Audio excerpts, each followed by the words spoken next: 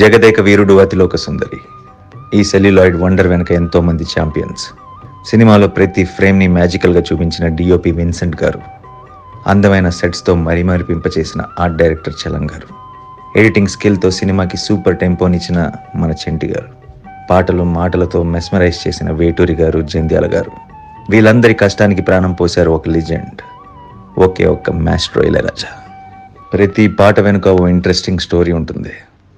అలాంటి కొన్ని స్టోరీస్ మీకు చెప్పనా? ఒక పాట ట్యూన్ని ఇళయరాజా గారు కంపోజ్ చేశారంట.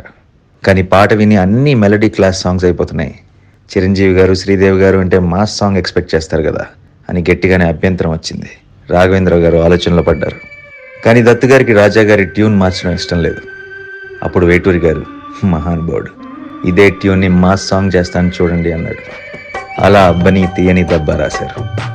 క్లాస్ ట్యూన్ని తెలుగు సినిమా హిస్టరీలో బిగ్గెస్ట్ మాస్ ట్యూన్గా తయారు చేశారు ఆ ఇద్దరు లెజెండ్స్, ఇళయరాజా అండ్ వేటూరి. ఇందులో మరో విషయం ఏంటంటే, ఈ పాటని డైరెక్టర్ రాఘవేంద్ర గారు మైసూర్, బెంగళూరులో జస్ట్ 2 రోజుల్లో ఫినిష్ చేశారు. అదే మళ్ళీ మరో సాంగ్లో దేవకన్య మొదటిసారి మానస సరోవరంలో రావడం, అందాలలో మహోదయం పాట పిక్చరైజ్ చేయడానికి రాఘవేంద్ర గారు 11 రోజులు టైం తీసుకున్నారు.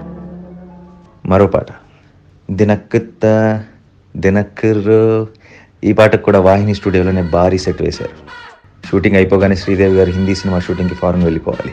కరెక్ట్గా అదే టైంకి చిరంజీవి గారికి 104 డిగ్రీల హై ఫీవర్, ఒళ్ళు కాలిపోతుంది. ఓ పక్కన రిలీజ్ డేట్ May 9, ఒక్కరోజు తేడా వచ్చినా మొత్తం తేడా వచ్చేస్తుంది. అప్పుడు చిరంజీవి గారు హై ఫీవర్తోనే షూటింగ్కి రెడీ అయ్యారు. సెట్లోనే డాక్టర్, ఓవైపు స్పాంజింగ్ జరుగుతూనే ఉంది. చిరంజీవి గారు శ్రీదేవి గారితో డ్యాన్స్. అసలు ఎక్కడైనా చిన్న తేడా అయినా కనీసం కనిపించింది స్క్రీన్ మీద. అది చిరంజీవి గారంటే అని ఆ సంఘటన ఎప్పుడు తలుచుకుంటారు దత్తు గారు. అనుకున్న డేట్కి అనుకున్నట్టుగా రిలీజ్ చేయగలిగామంటే దానికి ఆయనకి వర్క్ అంటే ఉండే డెడికేషన్ ముఖ్య కారణం అని మనసా మెచ్చుకుంటారు.